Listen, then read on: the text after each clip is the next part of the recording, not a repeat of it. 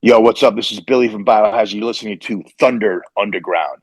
Welcome to episode 437 of the Thunder Underground podcast. Trent here as always. And as you heard right there in that intro, this is going to be a fun one because Billy Graziadei, the guitarist and vocalist of Biohazard, is here on the podcast.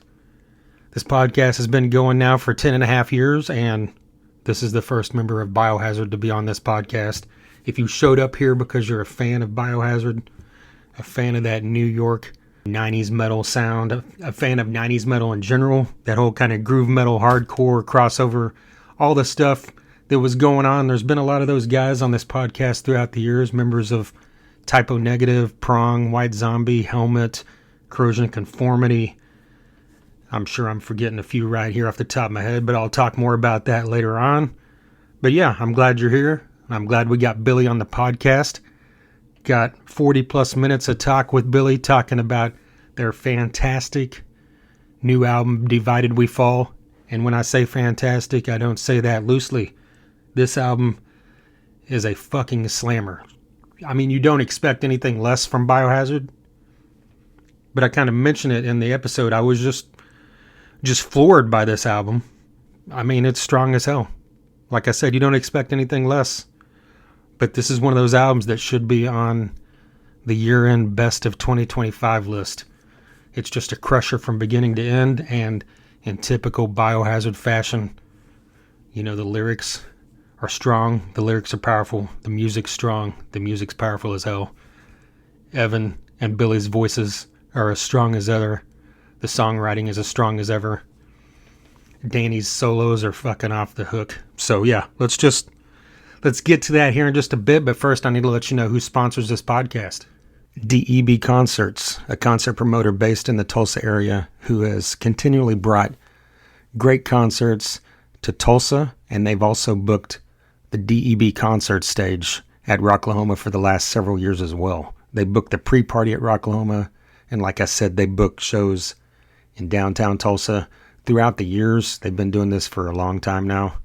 Tons of great acts. This year at Rocklahoma featured Orianthi, Van Halen, Sebastian Bach, Lita Ford, Mike Tramp, Snakebite Whiskey, Dime Store Riot.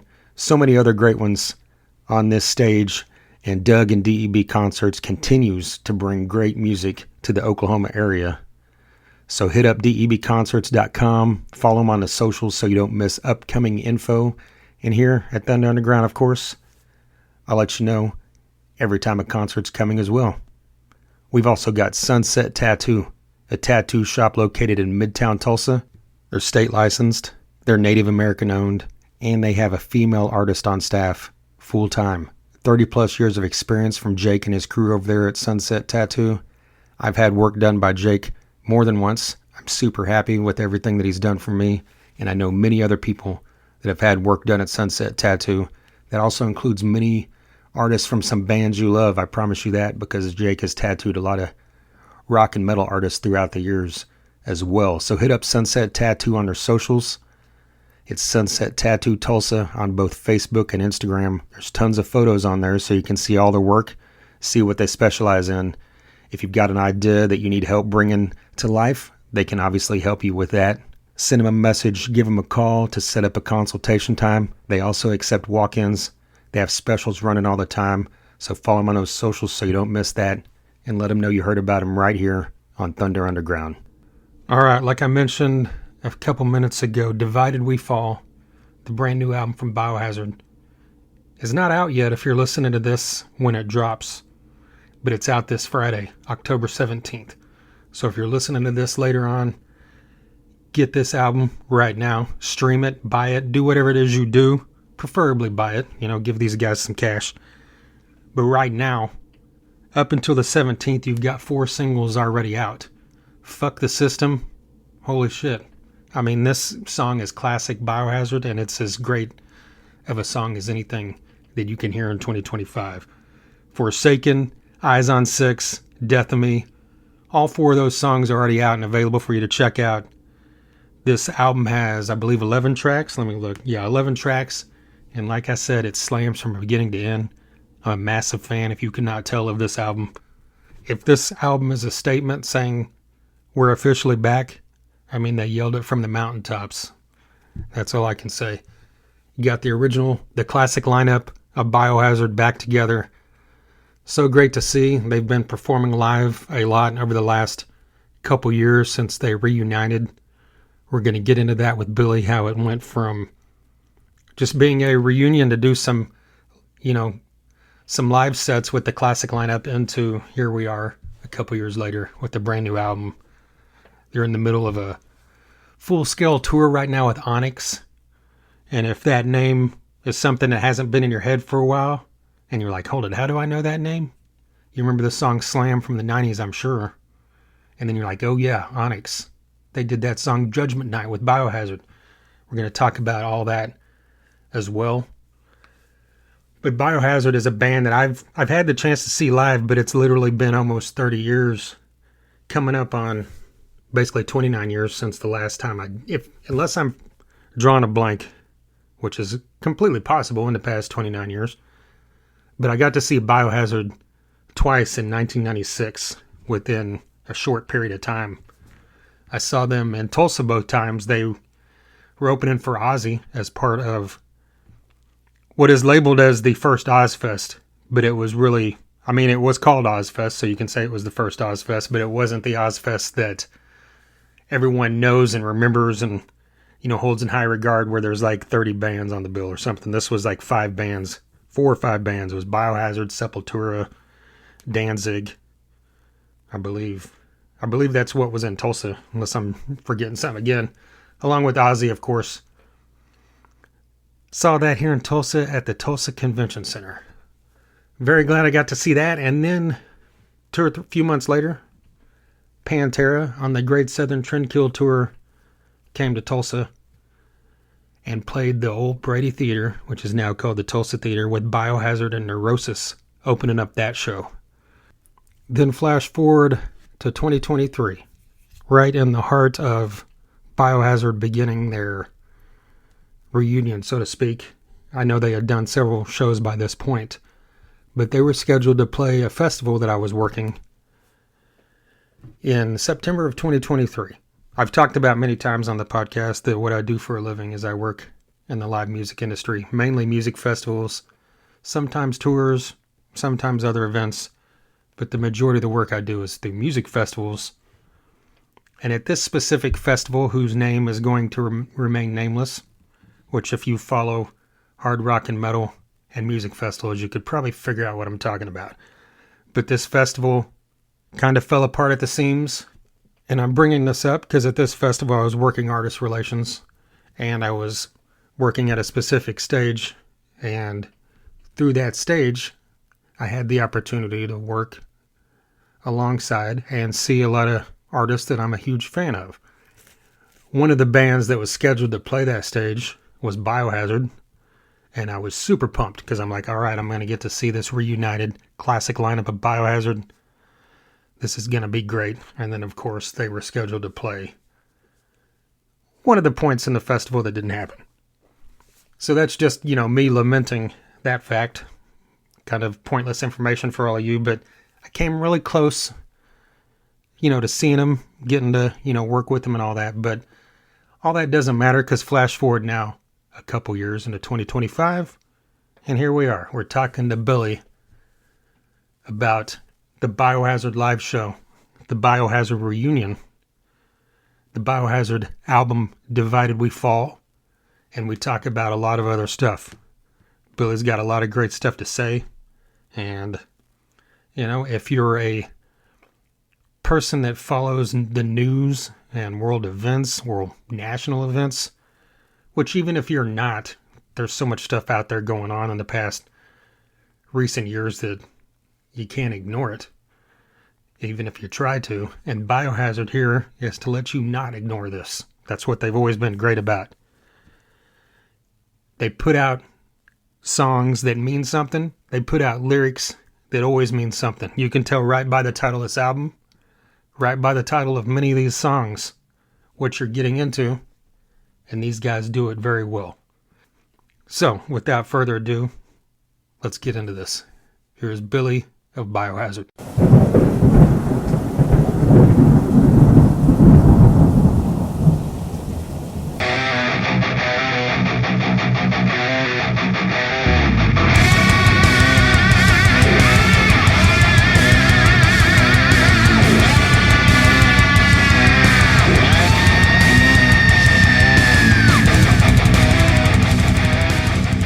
released a lot of, music personally since the last Biohazard album, but what's it feel like to finally get some new Biohazard music out there to the world?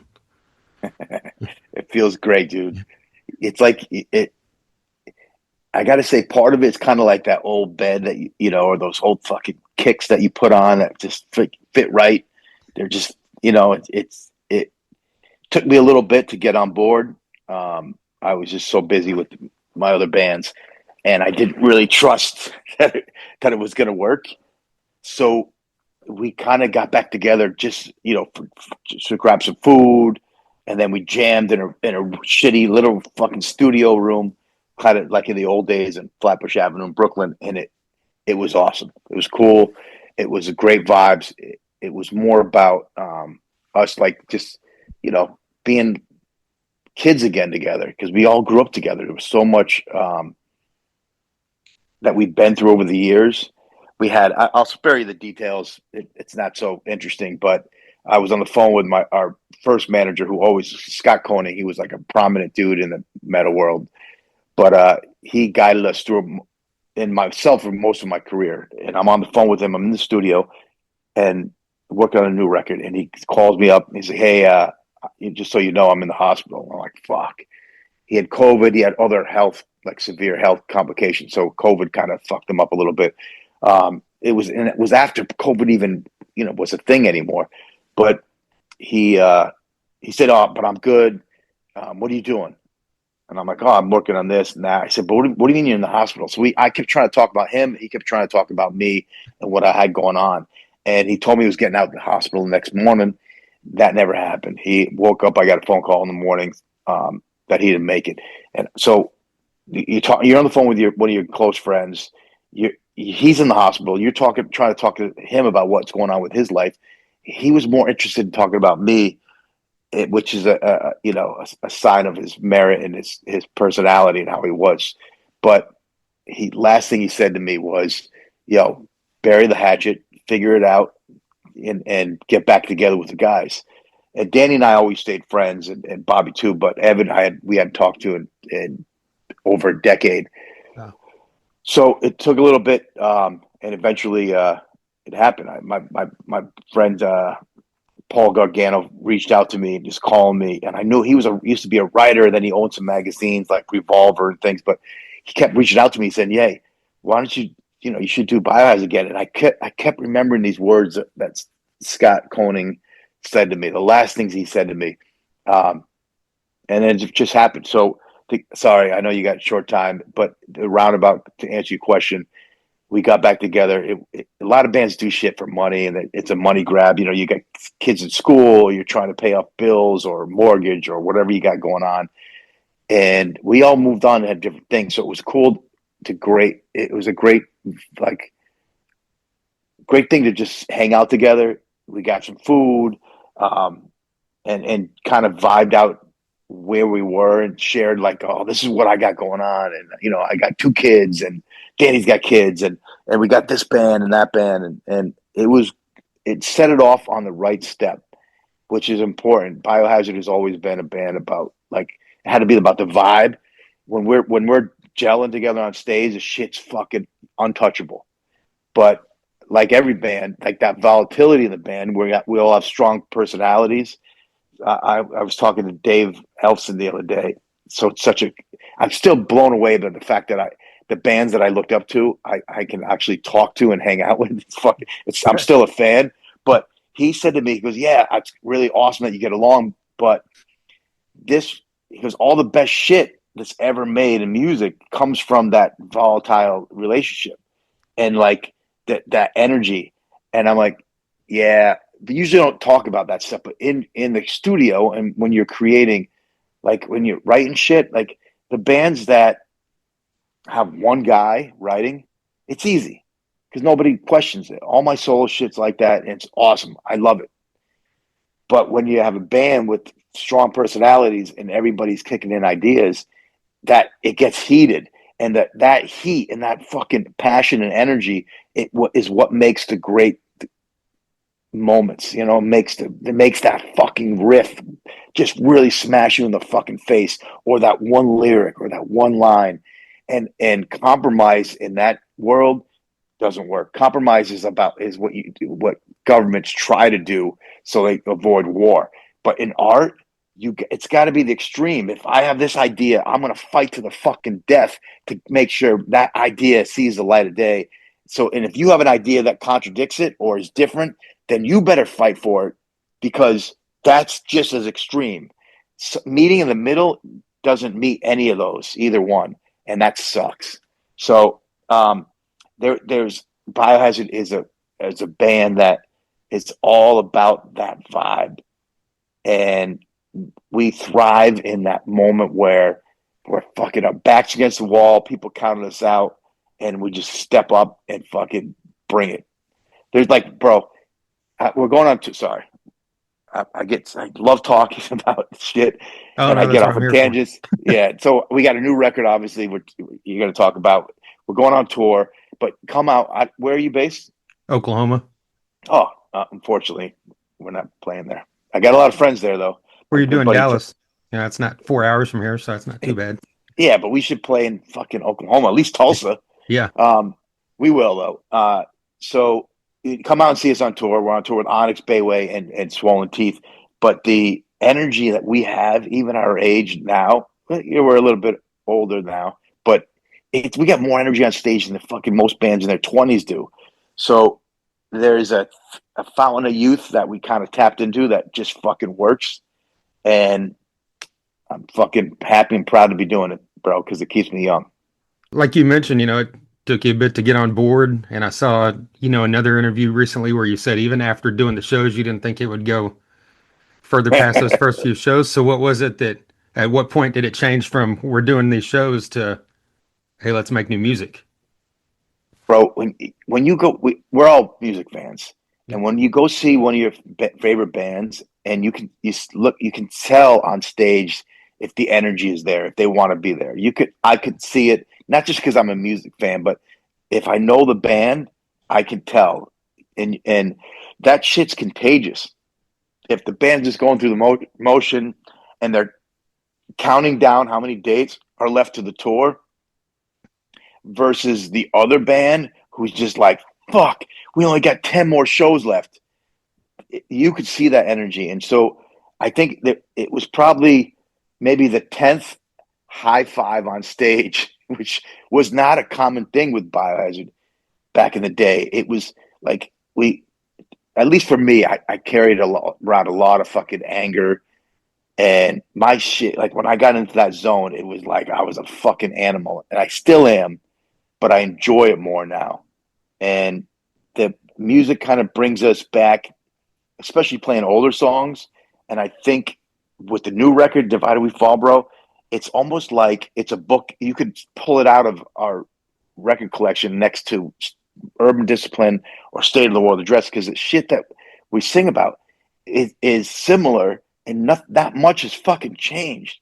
Yeah, we got the internet, we got all this crazy shit, and the ability that you and I could talk like Star Trek communicators is fucking crazy. But other than that, it's worse. You can't even have a conversation with somebody about your beliefs, whether it's, let's just say it's being a vegetarian or a carnivore. People get so fucking freaked out over things that if you're different than them. And so the title Divided We Fall has a lot of tie in, and sorry to get away from going off on these tangents, but it's a sign of the times, but it also relates to the band. I have another solo record. I don't know Billy Bio record. I'll continue making music, but we're stronger together, and we just kick ass more together. And not just with Biohazard, but the fucking world, the country, the people, humanity. The more separation there is over stupid shit, the more fucked up things go on behind our backs. And we've watched it happen over and over and over again. Like when you're young, you look at your pops and you have all respect for them, or you should, but you don't really listen to them that much. You kind of got to figure things out on your own. And then it comes to a point in life when you're like, oh, fuck, that motherfucker was right. And he just wasn't hating on me and trying to stop me from having a good time. He was trying to pass on his knowledge. And what I learned is I tell my kid that. I'm like, listen, I went through this shit. you can take the hard way and learn it yourself, or you can trust me on this because there's nobody that's going to root for you to be better than them than me. So that's a helpful thing. But stumbling onto, and I look at it like we stumbled onto it. I was in Miami producing a record for this band called We All Rise, great new band, and Evan fucking Zoomed me. He like sent me a message for Zoom or something, and I don't know how he got my info. So we're on the phone, we're talking, and he's like, "Yo, he was talking about what I was doing with Sendog and my solo stuff. I love that you're fucking still active. You're still doing it. No more Biohazard, huh?" And I'm like, "Yeah, we did a few years without you, but we kind of moved on." And he's like, we should get together and jam." And I was like, "Duh." So that was probably the beginning of it, but it took me a little while because I didn't. It's not that I didn't trust it. It's just sometimes sometimes it's just an old girlfriend. It's the same old arguments, and maybe the fucking sex is awesome, and maybe you have a great time partying together. But there's a couple things that really fucking just bring it all down. And I was afraid to just revisit that because I'd moved on, and but I'm glad I did. And with the help of Scott Koenig, Paul Gargano, Andy, our managers, and some friends that were like, "Do it," and then me just saying, "Yeah, fuck it. What do you got to lose?" And it's awesome because now my son who plays guitar plays Punishment, he plays Bad Religion, he plays all these Biohazard songs, and looks at me and he's like, "You know it?" I'm like, "Of course I know it. I wrote it." Well, I feel like you kind of just answered it a minute ago, but one of my notes was I feel like the state of the world the last decade or so probably made it extremely easy for you to write lyrics for this album or Yeah, anything, power bro. flow, anything you've been doing. Yeah, it's I'm never starving for inspiration, and I could you could turn on the news or fucking flip open to a web page and just find out all this shit. The most recent shocking fucking crazy thing is, and nobody knows about this. It's not on any news. It's nowhere. Fucking Putin is slowly fucking invading like Finland, Denmark, Poland. He's fucking. It's unbelievable. My friends over there are like, do you see what's going on here? You're not coming here, are you guys? And my guitar tech Philip said he's got 2 kids. He lived through war in Croatia, and he was like, "Dude, it's fucking crazy." I'm like, "What?" And he's like, "Turn on the news." I'm like, "There's nothing on the news. It's some crazy, all a bunch of crazy shit going on here in America, but nothing about Europe. You got to dig deep to find it, but it's crazy. It could be the fucking beginning of World War III, and it's nowhere on the news. Have you seen it? Do you know what's going on? No. Case in point, bro. Yeah. And you're probably a well versed, up to date dude. You're a journalist, and we all have our things. We all have our lives, our families, our kids. But it's crazy that it's not on the fucking news. And it reminds me. It doesn't remind me because I wasn't born then. But in World War II, there was shit was blowing up every. Pardon that was a poor choice of words. Shit was fucking going You're off, fine. Yeah. and then suddenly after Pearl Harbor, America was like, "Yo, fuck this. You're gonna fuck with us. You fuck with the eagle, you get fucked with," and that's what happened. And it's almost. I'm like, I wonder if is this a prelude to fucking World War III? And it's yeah. Anyway, sorry, another tangent. But again, divided we fall. We're busy on these not little things, huge things, but the division keeps us blinded by what's going on. Case in point with Russia, Putin, and Europe right now. Yeah. So back to the good stuff. All this pressure that fucking builds up inside of us because it's a lot, and I don't care what side of the fence you're on. That pressure builds up, and the most fucking amazing thing we all have is that ability to go to a fucking show, release that energy, and then go back home and only to get bombarded with more shit. But at least you're not doing anything harmful. So the shows and the underground world has been my sanctuary, as it is for all of us, to go and release that fucking energy and have a good time, whether it's you're banging your head or slam dancing or stage diving or swinging fists. it's way more productive than, jumping into a bottle or fucking shooting up fucking dope, because those are things that are also escapes, but they're not healthy for you. So it's great to be able to, for me, it's being on stage, and when I'm not on stage, it's being in the crowd watching a band. So that has another thing that has never changed. I think that I'm seeing a huge influx of a younger crowd being turned on to Biohazard, and I think that's what it is. It's like, oh, I heard about you dudes. You dudes write about some real shit, and then they'll hear a song, they'll hear Forsaken or Fuck the System. It resonates, and they're like, and it's the same way from when we started. Shit was fucking ill back then, and we were writing about real things that seemed to, I said the word again already, but resonate with other people, and it just kind of made sense. People like, yeah, that's how I feel. Like you said, kids of today, relating to Biohazard. I mean, obviously, the way music is consumed by the youth, is ever changing throughout our lives.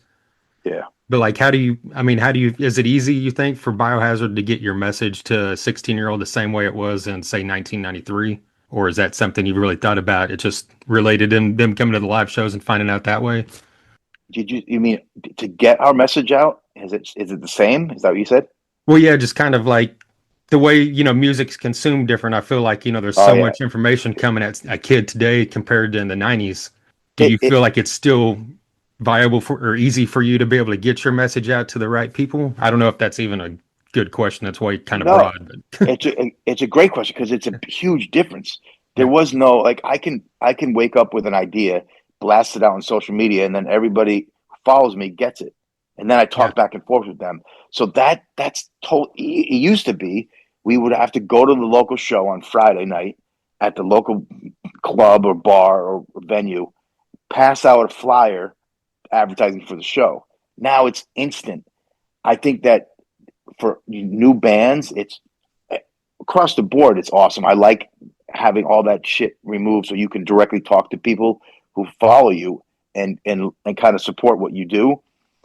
That's killer. It's awesome, and it's quicker to share your thoughts and your ideas. Um, and I like I have a Patreon, and it's a tighter community, so we talk back and forth a lot, and I share a lot of stories. And I have a series called Tales from the Hard Side, which is fucking awesome. So it's all these stories. You get these weekly episodes.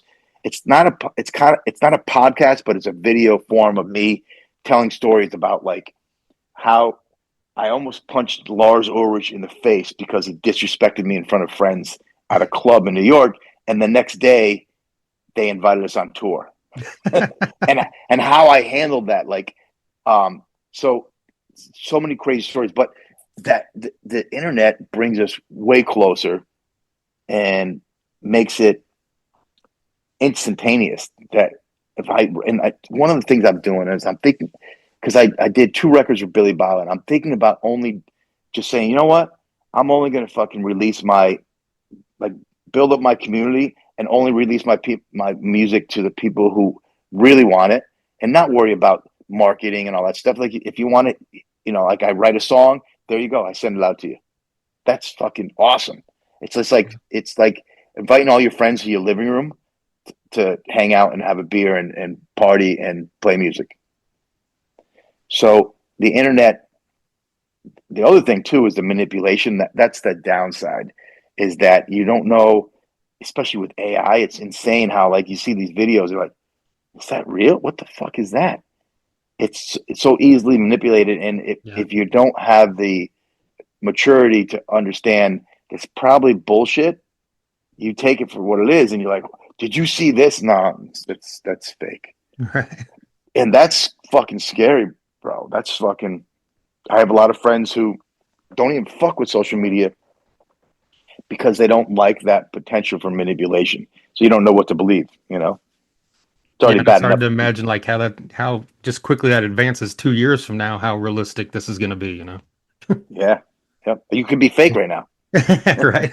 You could be some kid in some tech country typing in questions, and it's you're an AI generated journalist. Right. Back to the lyrical content for a minute about Divided We Fall. I'm not going to ask the cliche question of like, what's your favorite song on here? But I do want to ask if you could pinpoint one song that you wanted someone to like really hear what the words are and like really soak those in, like what song would that be for you from this album? Bro, that's a tough question, and I haven't gotten that in a while. I used to get that a lot in the '90s, but I look at it like this: the four of us we created something, and it's a baby to us, and it's close. It's a part of us. So each song is kind of like the foot or the arm or the hand or the nose of that child. So it's hard to say like it would that creation it would be incomplete with any one of them. So I've always done this. I write a song. I get inspiration from something, from someone, or some situation or some experience, and I write how I feel, the music, everything comes out, and I work on that until I feel like it's a perfect fucking representation of what I got inside of me, and then I move on to another song. But there comes a time when suddenly you have like all these songs that magnetize together and they jump off the paper and they're like, yo, I'm fucking called Divided We Fall, motherfucker. You see this? These songs, we all make sense. We paint this picture. Look what you've been talking about. So I don't sit down and say, let's write a record that's like this. The title always comes later. It's a song by song by song that suddenly, because there's a bunch of other songs that aren't on the record, suddenly they just seem to make sense. I don't know if that answers your question, but it's hard to pick one. Obviously, like all of them, bro. And if you put a gun to my head and say, "Yo, motherfucker, pick one," I would say I was listening to something this morning. Believe it or not, it's early here, but I would say "Forsaken." That's going to pop in my head. Fuck the system.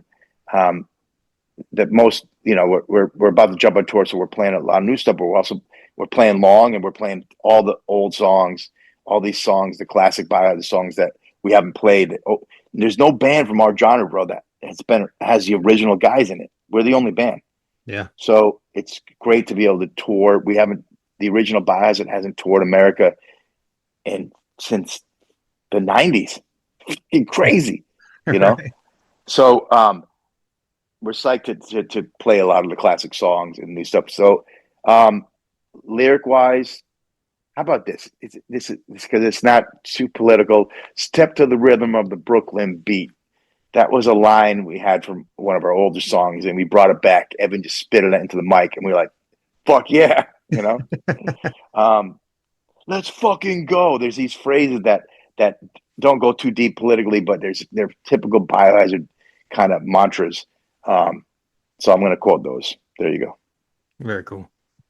Well, one of the songs that jumped out to me are the ones that hadn't been released yet is "I Will Overcome." Talk a little bit about that one and like how it came together for you. Bro, it's a 100% Biohazard survival song. Yeah. That's always an underlying theme. Like I don't look at things as a problem. I look at things as a challenge. And then when you look at things from a different angle, like, oh, it's a challenge. It's that it brings out that competitive fucking beast inside of all of us. And I don't care where you're from, who you are, man, woman, or whatever. Everybody has that. So looking at things as a challenge makes it like, oh yeah, motherfucker, you're trying to fucking knock me down. Watch me, hold my beer, and that drive pushes me forward. Makes um, every challenge beatable, and that is kind of a credo. So I will overcome is a little bit about that. You kind of talked about how technology has changed as far as being able to communicate with fans and friends. Do you feel the same way with recording as well? Like going into recorded Divided We Fall, technology is worlds different than it was in 1992.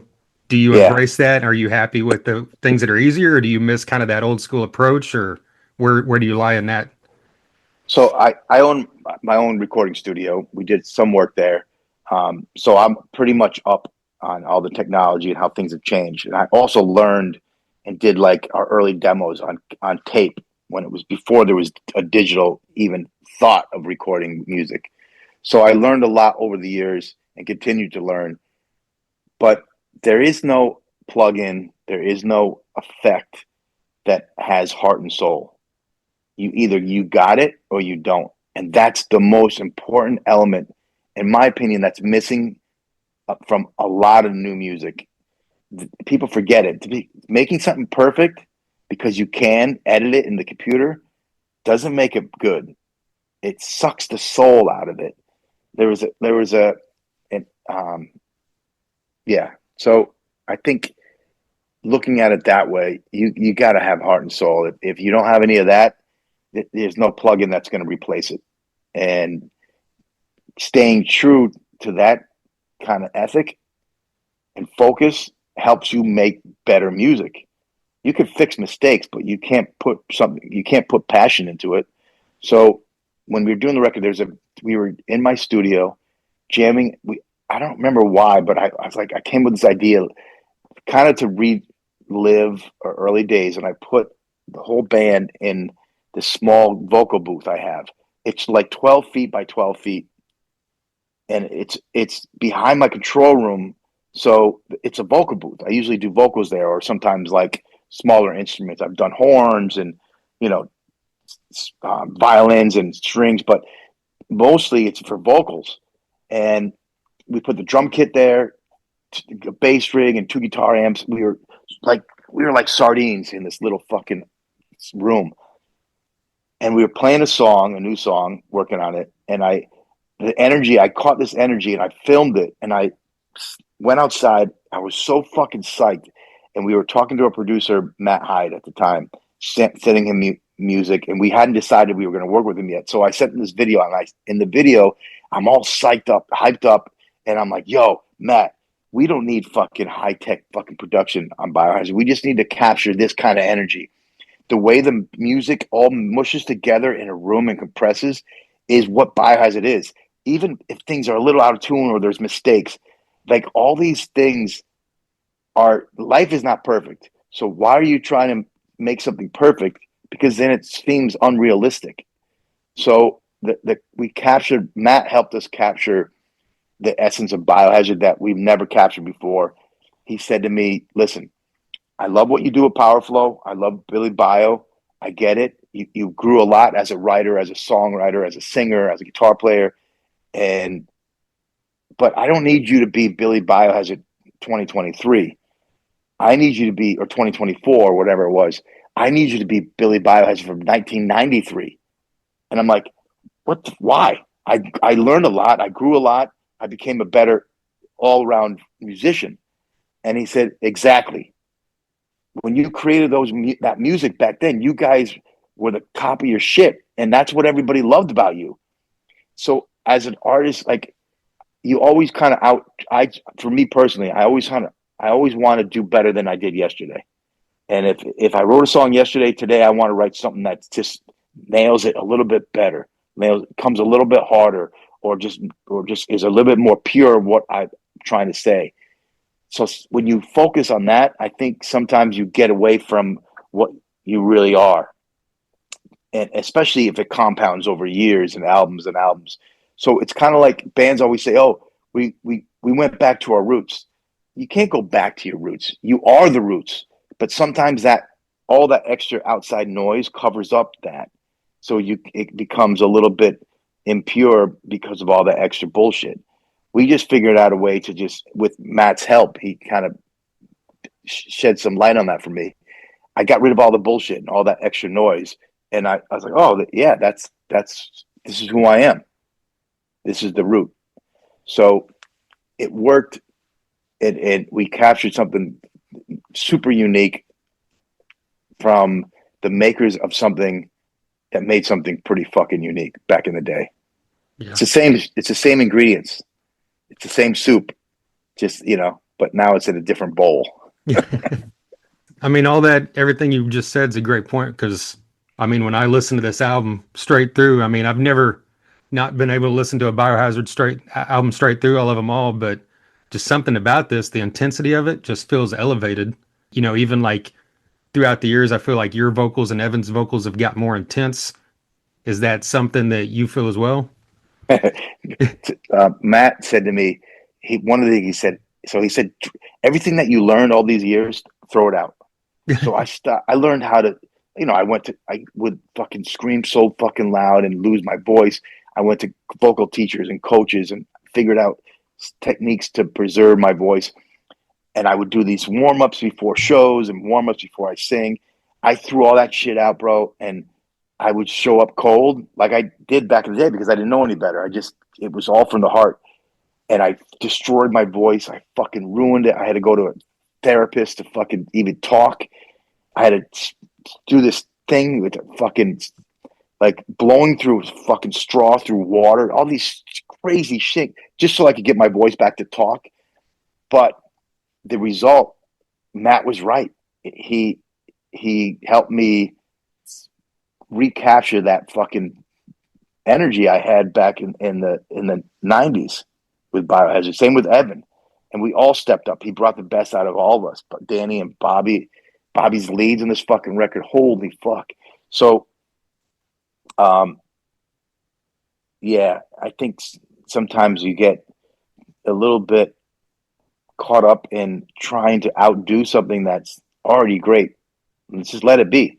We created Biohazard. We are Biohazard. We're not ripping ourselves off. We're just Right. being Biohazard, you know? Well, you mentioned earlier the tour with Onyx, and anytime I've, been fortunate enough throughout the years to have someone on this podcast that was a part of the Judgment Night soundtrack, I always like to bring it up because I absolutely love that album. I've talked to Paige Hamilton from Helmet and Vernon Reed from Living Color about it. So, like, what's your kind of memories on like how did that come together? As far as were you presented like, hey, we want Biohazard to be the title track, or how did that come? How did that come about? What do you mean Biohazard be the title track? Judgment Night. Sorry. I mean, of the like, you're the title track of the movie Oh, soundtrack. got it. Yeah. Yeah. The song Judgment I'd be the Yeah. title track. Sorry. So I did. The guys in Onyx reached out and asked me to do a remix, and for a song called Slam. I did the remix. It's obviously sounds like Biohazard. I erased all their music, just kept their vocals. I had Danny play drums and I played bass and wrote the song around it. That friendship, that interaction became a prelude to our friendship and relationship as buddies. And we ended up getting a call from this dude, Happy Walters, for this movie soundtrack he was trying to put together. And he was trying to put together predominantly like metal, rock bands, or punk rock or hard, whatever, the heavier bands with hip hop, and having hip hop be a big influence on us. We were like, fuck yeah, let's do something with Onyx. So we got a chance to write from scratch together. We went in the studio with Jam Master Jay, who from Run DMC, who rest in peace, he passed away not too long ago. And I remember we were playing. He walks in the room. We were jamming these riffs, and he listens to it, and he's like, "What the fuck is this? It's amazing." He saw live music, and he was like, "Just sample this shit right now." So we put together a track, went on tour, left Onyx with the music. They spit their lyrics and their vocals on it, and then we were working on a chorus. We ended up getting a chance. We were on tour, and it was back those days. It was like on tour constantly.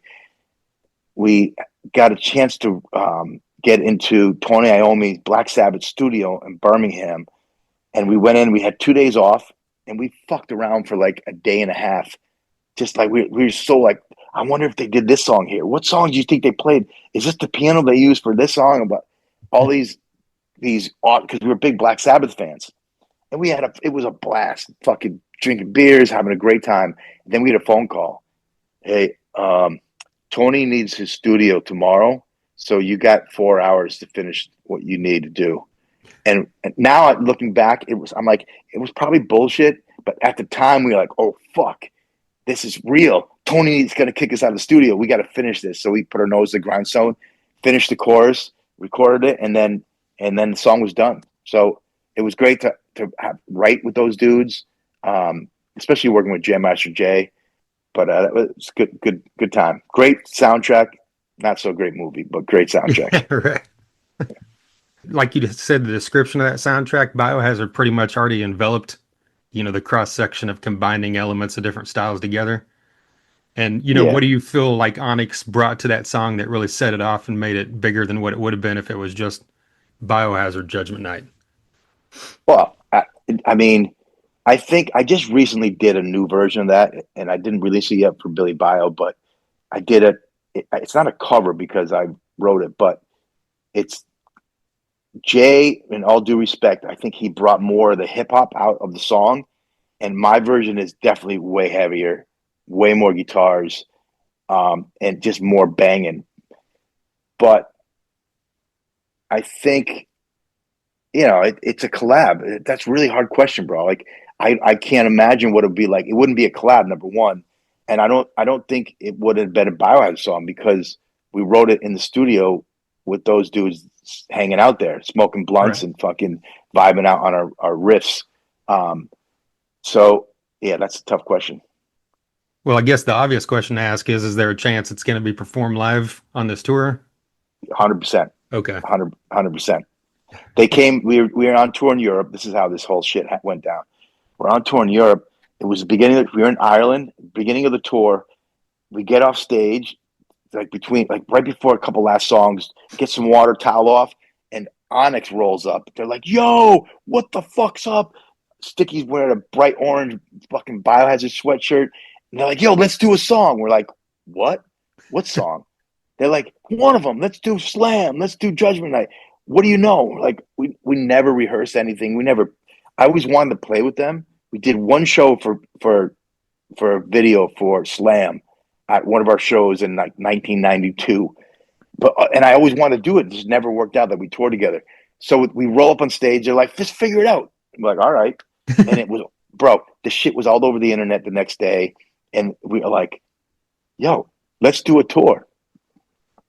And we pitched the ideas to some promoters, booking agents. Everybody liked the idea, so we put it together, and here we are. So cool. Very cool. Well, you've mentioned the Sabbath influence, and obviously you hear Tony Iommi in your riffs. With the loss of Ozzy, I feel like I need to ask, like, how much of a impact to just specifically Ozzy, like his voice, his those words that Geezer wrote, like, how much did that have an impact on you growing up? A huge Yeah, impact, bro. Like Ozzy took us on tour. We jammed with Geezer. Um, so I remember we ran into Ozzy at Heathrow Airport.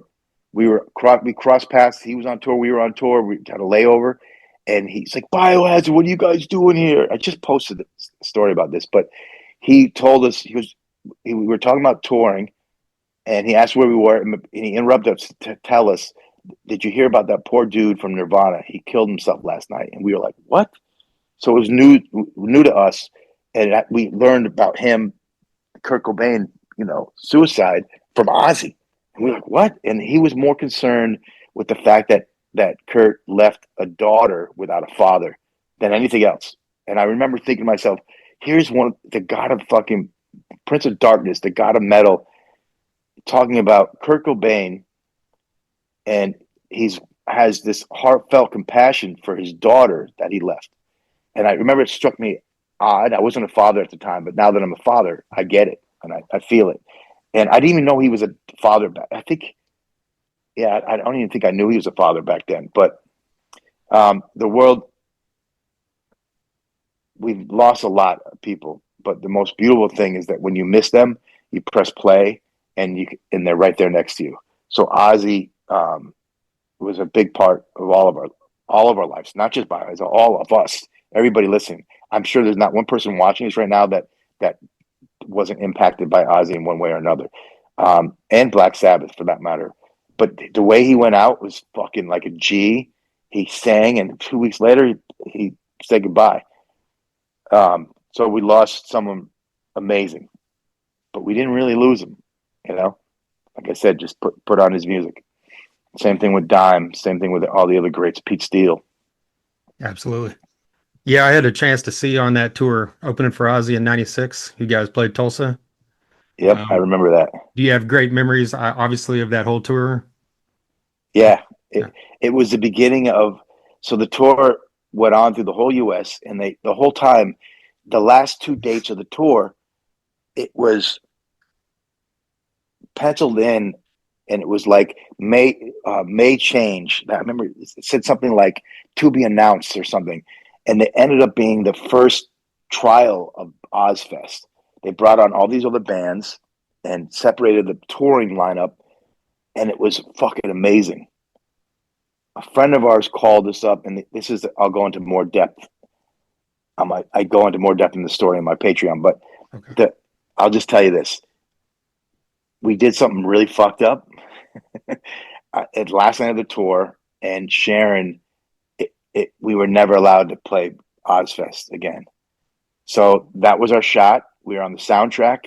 There was an Ozfest CD Yeah. we got on, but we were never allowed to play Ozfest again. Unfortunately, So that you was got to it. subscribe to your Patreon to find out why. Yeah, I mean, that's one of I have like over 100 episodes. There's all these crazy stories. Very cool. Final question for you. I mean, you've mentioned Billy Bio a couple times, and I know you've kind of been in that mode recently. But as far as you had the Power Flow album last year, are we gonna have to wait another 6 years for a new Power Flow album? No, Okay, good. COVID COVID put a damper on all that stuff. That's what That's I why figured. Yeah, the gap there. So right now I'm focused on Biohazard, of the new course. record Divided We Fall. It comes out October 17th. We're fucking beyond psyched about this record and every level. You can pre-order it. There's some great packages. We realized that the world of downloads and streaming it kind of sucks a little bit of um, that vibe of holding the artwork in your hand. So we made some really cool packages. We even made cassettes for the first time. I pleaded with the label and they did it. And I was like, I didn't think they would do it. So we got cassettes coming out. But these really cool packages. It's all, if you go to our website, any socials, there's a link to get that stuff. And then probably the coolest thing is be able to go on tour. I leave Wednesday. So I'm psyched for that. Looking forward to hitting the road. We won't be in Tulsa, but we'll be in Dallas at Ferris Bueller's. That's going to be a cool night. I'm throwing a party there. And then we're going to do on tour listening parties after the tour. So that's be on the lookout for that. All right, man. Well, I'm absolutely loving this new album. One of the best albums this year, in my opinion. Appreciate you taking the time with me today. I appreciate you, bro. Thank you very much, man. And we'll see you for sure. We'll see you in Tulsa or Oklahoma somewhere time soon. Looking forward to it. Peace, brother. There you go, Billy from Biohazard, the co-vocalist, the guitarist, one of the original founding members, back together with Biohazard with this classic original lineup reunited, bringing us this amazing album, Divided We Fall. A huge thank you to John Freeman of Freeman Promotions for his continued support of this podcast, and of course a massive thank you to Billy for taking some time out there to sit down with me on Zoom and talk about all this stuff you just heard. Quite an honor for me, as a longtime fan of this band, to get Billy on here to talk about all that stuff we talked about. And speaking of, I've got a episode that is scheduled. It hasn't happened yet, so I don't talk about guests until it's actually recorded. Because, in the past I would mention something, then it didn't happen, and someone was like, well, I thought you said so-and-so was going to be on. So rather than put myself through that, I just don't mention it until it's officially recorded. So with that being said, I've got someone from a pretty legendary figure in the world of metal that was also a part of the Judgment Night soundtrack, like Biohazard. So once that episode's recorded, I'm thinking of putting out a Judgment Night episode, because in the past I've had on Paige Hamilton of Helmet and Vernon Reid and Corey Glover of Living Colour, both of them talking about their tracks on Judgment Night. And of course, you just heard Billy talking about their track with Onyx, and also the cool fact that he's recorded a new version. So maybe he'll release that to the world. If not, get on his Patreon so you can hear it, right? But yeah, I'm thinking of putting together an episode where I pull all those clips in of those artists talking about their tracks, and of course, just talking about the rest of the tracks myself. And I'm going to have my good friend Seth Carnes, who has been on this podcast before, but literally it was like episode 5 or 6. Yeah, literally episode 5 or 6, something like that. In the first 7 or 8 episodes, Seth was on here with me and Jason back when we started this thing over 10 and a half years ago. Well, obviously, it's over 10 years ago since that was recorded, but Seth's been doing a podcast for a long time with his wife as well. But we're going to hopefully get him on here to talk about that, and I'm bringing him on because he is a massive fan of that soundtrack, just like myself. We grew up in the 90s together, so it just makes sense to sit down and talk about that together. So that should be coming in the future. So if you're here because you're a fan of Billy, a fan of Biohazard, be sure to like, subscribe, follow wherever you're listening right now, because then you'll be alerted of that episode and other upcoming episodes. Other upcoming episodes include Paulo Gregoletto, the bass player of Trivium. Trivium's been in the news recently because they had a drummer change. Paulo talks about that. I released a clip from it. It's already made some news on Blabbermouth, so that episode will be coming very soon. Also just recorded one with the singer and guitarist of the band Beast Eagle, a great stoner rock kind of progressive metal band out of Nebraska. I've also got, besides the one that I was kind of loosely mentioning a minute ago with the metal legend, I've also got a couple others scheduled to be recorded here in the next week that I'll be letting you know, of course, once those happen. And I've also been working diligently on an episode, Ozzy Osbourne tribute episode. About 5 years ago, well, literally 5 years ago, about a week ago, we lost Eddie Van Halen. And I put out an episode, well, me and Jason put out an episode, because Jason was still with the podcast then. Episode 292 was a tribute to Eddie Van Halen, and it featured 14 guests. It's the longest episode in the history of this podcast. Brought on 14 guests, not all together, individual clips of these guys talking about Eddie Van Halen. And I've done the same thing now with Ozzy Osbourne. It won't be 14, but it should be probably 7 to 10 guests. Already got several recorded, and I've kind of just been doing it throughout these episodes that I've been recording since Ozzy passed, including this one with Billy. I've also had on members of Halloween, Guns N' Roses, Nonpoint, Living Dead Girl. Even got a clip of Glenn Hughes talking about Ozzy, Iommi, and Sabbath in the Back to the Beginning. And that one's kind of unique because the day that I recorded that episode with Glenn Hughes was the day that Ozzy passed away. And that news was literally announced like less than an hour after we hung up. So I got Glenn Hughes talking about, well, is Back to the Beginning really the last time? You never know in the world of music. Even though he was kind of being facetious because we knew Ozzy wouldn't be able to do something like that again, more than likely. And unfortunately, we now know that to be a fact. But all that's aside the point. Be on the lookout for that episode. Of course, we'll talk a ton about Ozzy. I don't know if it'll be 3 hours and 45 minutes like the Eddie Van Halen one, but there's a good chance it will be because I can ramble, as you can hear right now. But like I mentioned up front, if you're here for the first time, you've got 436 episodes that you can check out previously. And some of those episodes feature a lot of these New York bands that were in the same scene as Biohazard. Life of Agony. Alan Robert from Life of Agony has been on here twice. Life of Agony is such an amazing, underrated band, just like Biohazard. So much good stuff. Their modern albums, the last couple albums, are fucking fantastic as well. So check that out. Kenny Hickey of Typo Negative has been on here in the past, and that was major for me. One of my all-time favorite bands. 3 members of Hatebreed. They're not really from that same scene, but I'm trying to think along the same lines of music. One of the biggest mainstream hardcore bands that's ever made it, to that mainstream level. Hatebreed, 3 members of Hatebreed have been on here. Matt Byrne, Wayne Lozenak. Big ups to Wayne, he's back. He was dealing with a cancer scare, a big-time cancer scare. I believe it was brain cancer, and he is back on stage with Hatebreed as of like a week ago. And I just saw Hatebreed live at Louder Than Life when I was working that as tight and as phenomenal as ever. Side note, at that same festival, Louder Than Life, I also got the chance to see Cypress Hill. I didn't see their full set, but I saw the first chunk of it. And I bring that up because I assume you know if you're still listening to this episode, but if you don't know, Billy is in a band called Powerflow, which features Sindog from Cypress Hill. Check that out if you're not familiar. That band is killer. They have some great music out there. The most recent album came out last year. Check it out. Corrosion and Conformity. 2 members of COC have been on here, one of which, both of the members aren't in the band now because Mike Dean left Corrosion and Conformity a year or two ago.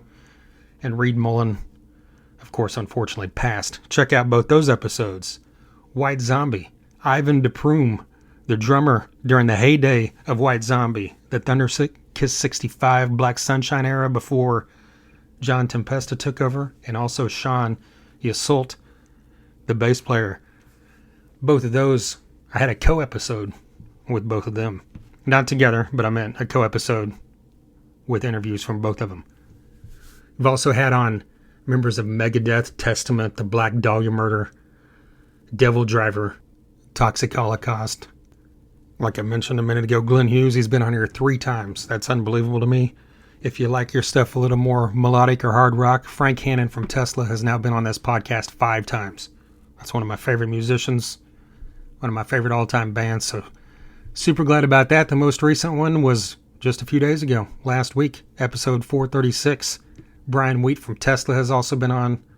I've had tons of guys from that 80s rock era. I know that doesn't really jive with the Biohazard sound, but you know, a lot of us have pretty broad musical taste, right? I've had on members of Whitesnake, Motley Crue, Kix, Warrant, Slaughter, Twisted Sister, Queensryche.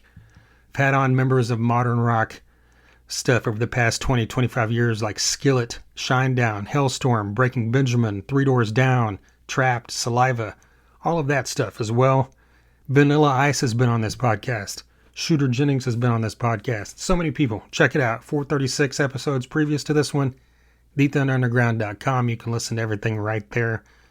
You also see all the socials there on the website. So follow us on Facebook, Instagram, TikTok, and YouTube.